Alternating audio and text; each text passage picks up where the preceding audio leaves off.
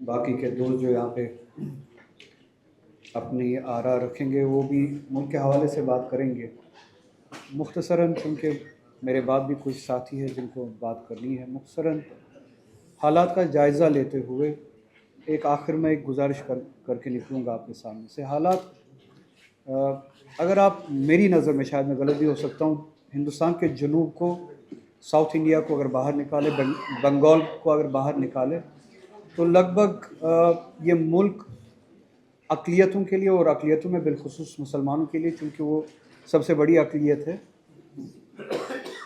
یہ ملک ان کے لیے تنگ کیا گیا ہے۔ یہاں ہندو راشٹر آلریڈی ایگزسٹ کر رہا ہے، آپریشنل ہے، فنکشنل ہے، یا اس کا اعلان نہیں ہوا ہے، رسمی نہیں ہے، رسمی طور فنکشنل نہیں ہے، اڈاپٹڈ نہیں ہے کانسٹیٹیوشنلی، مگر فنکشنل ہے۔ آپ کے اقتصادیات پہ حملہ ہے، پہچان پہ حملہ ہے، عبادت پہ حملہ ہے، عبادیات پہ حملہ ہے،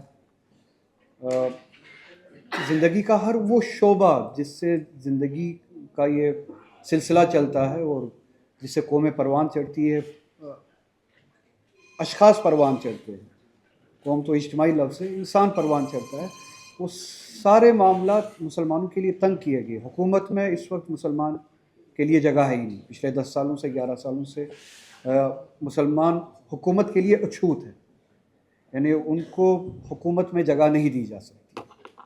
آپ رہیے دوسرے درجے کے شہری، آپ رہیے، آپ کے کچھ محدود حقوق رہیں گے۔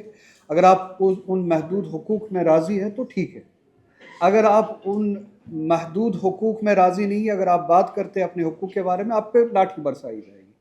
وہ لاٹھی لٹرلی بھی لاٹھی ہوگی، وہ عدالت کے ذریعے بھی اور پولیس کے ذریعے بھی وہ لاٹھی ہوگی، لیگلی بھی وہ لاٹھی ہوگی، حکومت کے ذریعے بھی وہ لاٹھی ہوگی۔ تو حکومت میں آپ کے لیے جگہ نہیں ہے، اکثر مائنورٹیز کے لیے جگہ نہیں ہے۔ ایک نام کا ایک مائنورٹی سے وابستہ ہمارا ایک وزیر ہے، جو مجھے نہیں لگتا ہے کہ وہ اپنے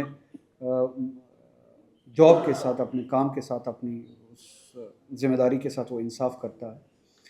تو اس کے علاوہ آپ مسلمان دیکھ لیجئے، کرسچنز دیکھ لیجئے، سردار جو ہماری جماعت ہے، برادری ہے، ان کے نام پہ بھی ہے تھوڑی بہت وہ دکھانے کے لیے، وہ شو پیس ایک ہے، مگر آپ دیکھ لیجئے حالات جو ہے بالخصوص مسلمانوں کے لیے وہ اچھوت ہے حکومت کے لیے، یعنی ان کے لیے حکومت میں کوئی جگہ نہیں ہے۔ پھر آپ دوسرے درجے کے شہری ہیں، آپ حکومت کا حصہ نہیں ہو سکتے، ہاں آپ محکوم ہو سکتے ہیں۔ محکوم ہوتے ہوئے آپ کے کچھ تھوڑے بہت حقوق ہیں، اگر آپ ان پہ راضی ہیں ٹھیک ہے آپ کے لیے، مگر آپ دیکھیے باقی ساؤتھ کو چھوڑ کے اور بنگال کو چھوڑ کے، وہ سیکنڈ کلاس سٹیزن کے جو ایگزسٹنشل وہ رائٹس ہوتے ہیں، ان پہ بھی اب حملہ ہے، وہ آپ کی معاش اکانومی پہ۔ ایک چیف منسٹر، ایک constitutional post, sitting chief minister, اعلاناً یہ کہتا ہے کہ نہ صرف مسلمانوں کا اکنامک بائیکاٹ کیا جائے، بلکہ ان پہ ضرر اور نقصان امپوز کیا جائے۔ جہاں پہ ان کی اجرت 5 روپے بنتی ہے، ان کی اجرت کو کم کر کے صرف 4 روپے دیے جائے۔ اور یہ کانسٹیٹیوشنل پوسٹ پہ بیٹھا ہوا ایک سٹنگ چیف منسٹر کہتا ہے کہ اگر مسلمان کی محنت کا، اس کی اجرت 5 روپے بنتی ہے، اسے 5 روپے نہ دے، آپ 4 ہی روپے دیں، 3 ہی روپے دیں، تاکہ اسے اکنامکلی اس پہ زخم پہنچایا جائے، اقتصادی طور پہ اسے زخم پہنچایا جائے۔ اور کشمیر میں اس بات کا، حالانکہ میں اس کا مخالف ہوں، کل بھی وہ بات میں نے کہیں پہ کی، ایک سیڈسٹک، وہ راضی نہیں ہے ان حالات سے، مگر وہ ایک سیڈسٹک، وہ آپ کہہ سکتے ہیں کہ ایک چھوٹی سی اکثریت، یہ اقلیت ہے کشمیر میں، جو سیڈسٹک اس میں سے وہ سیٹسفیکشن لیتی ہے۔ اب ان کو پتہ چلے گا کہ ہمارے ساتھ کیا گزرا، ان نے کبھی ہمارے بارے میں بات نہیں کی، ان نے کبھی ہمارے معاملات کے بارے میں سنجیدگی نہیں دکھائی، اب ان پہ بھی گزر رہی ہے۔ یہ کشمیر میں شاید ایک چھوٹی سی منسکول مائنورٹی ہے، وہ ان حالات کو اس طرح سے دیکھتے ہیں کہ اب جو ہم پہ گزری تھی اب ان پہ گزرے گی، اور گزر رہی ہے۔ شاید ان کو احساس ہو کہ کشمیر پہ کیا گزر رہی تھی، اب شاید ان کو احساس ہو کہ ان کی غلطیاں کہاں پہ تھیں۔ میں اس میں راضی نہیں ہوں، میں سمجھتا ہوں کہ یہاں سے کوتاہیاں ہوئی، اور بے شک ہوئی۔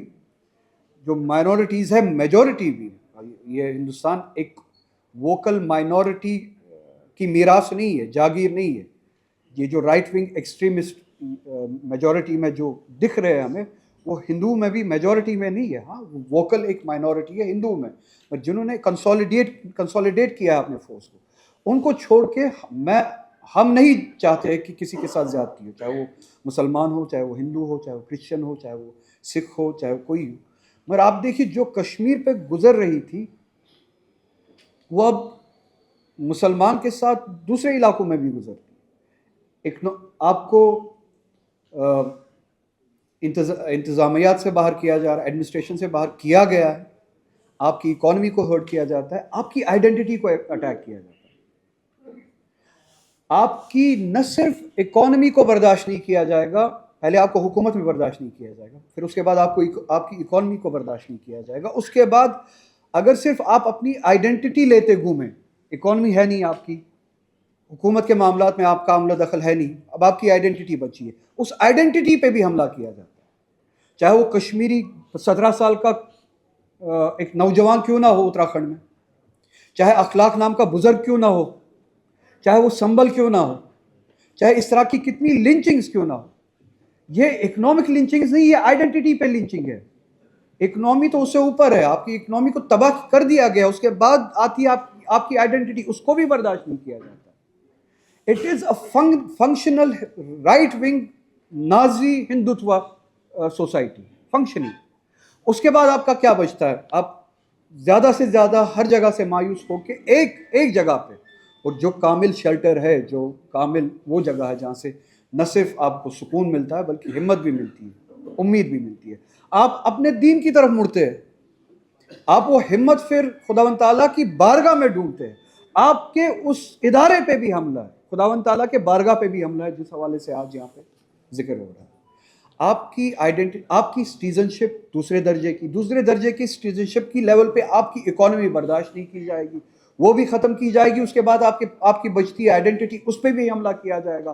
اس کے بعد آپ کا بچتا ہے ایک سکون کی جگہ, ایک ریفیوج کی جگہ, وہ عبادت گاہ, وہ بھی برداشت نہیں کیا جاتا, اور اس پہ بھی حملے کیے جاتے ہیں. یہ سب فنکشنل ہے, یہ سب آپریشنل ہے.